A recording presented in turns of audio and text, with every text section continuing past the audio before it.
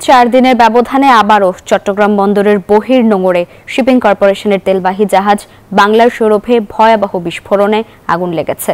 এতে একজনের মৃত্যু হয়েছে। নৌবাহিনী ও কোস্টগার্ডের তাৎক্ষণিক তৎপরতায় ৪৭ জন ক্রুকে জীবিত উদ্ধার করা হয়।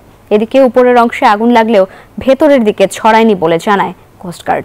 পরপর জাহাজে আগুন লাগার ঘটনার নাশকতা কিনা তা খতিয়ে দেখার দাবি শিপিং অ্যাসোসিয়েশনের। হঠাৎ বিকট এক আওয়াজ, কিছু বুঝে ওঠার আগেই আগুন ছড়িয়ে পড়ে তেলবাহী জাহাজে। এভাবেই 2 ঘন্টা চট্টগ্রাম বন্দরের বহির্নোঙরে পতেঙ্গা এলাকায় বাংলাদেশ শিপিং কর্পোরেশনের তেলবাহী জাহাজ বাংলা সৌরভ জ্বলতে থাকে। এনজিওর কিস্তি প্রথমবার বিকাশ পেমেন্ট করলেই 20 টাকা ইনস্ট্যান্ট ক্যাশব্যাক।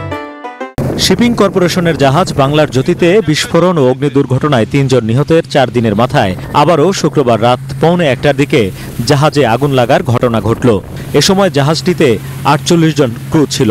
অনেকে কাজ শেষ করে গিয়েছিলেন ঘুমোতে। হঠাৎ করে মাঝ সমুদ্রে জাহাজে বিস্ফোরণে আগুন লাগার ঘটনায় দিশেহারা হয়ে পড়েন নাবিকরা। প্রাণ বাঁচাতে নদীতে ঝাঁপ দিয়েছেন অনেক নাবিক। অগ্নি নির্বাপন ও উদ্ধারে যায় কোস্টগার্ডের 3টি মেটাল শার্ক, বিসিজিটি প্রমত্ত উদ্ধারকারী টাগবোট। সেই সঙ্গে অংশ নেয় নৌবাহিনীর 4টি টাগবোটও। একে একে 48 জন নাবিকের মধ্যে সবাইকে উদ্ধার করে নিয়ে আসা হয়। এর মধ্যে একজনের মৃত্যু হয়। যখন দেখলাম যে একটা ড্রাম করে আওয়াজ হয়েছে, তখন দেখি যে ওখানে সাথে সাথে 4-5টা প্লেট উল্টে যাইয়া ওখানে আগুনের ফুলকি দেখা যাচ্ছে।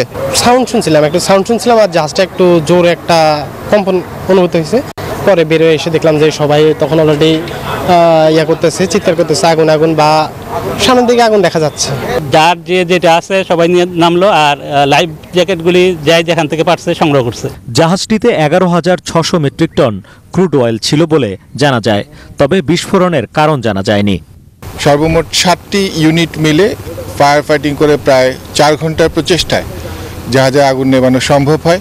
প্রত্যেকটি অগ্নিকাণ্ডের ঘটনা পৃথক, ওটাকে আলাদাভাবে তদন্ত করার প্রয়োজন আছে এবং তদন্তের পরেই আমরা এটার প্রকৃত কারণ জানতে পারব। উপরের অংশে আগুন লাগলেও সেটি ভেতরে ছড়ায়নি বলে জানায় কোস্টগার্ড। তেলের জাহাজের যে মেইন ট্যাঙ্ক, সেখানে আগুন লাগেনি। আগুনটা যেহেতু 4 পার্টের দিকে লেগেছে, এই জন্য এখন পর্যন্ত মেজর কোনো অ্যাক্সিডেন্ট হয়নি। এই ঘটনায় নাশকতার শঙ্কা উড়িয়ে দিচ্ছেন না শিপিং ব্যবসায়ীরা।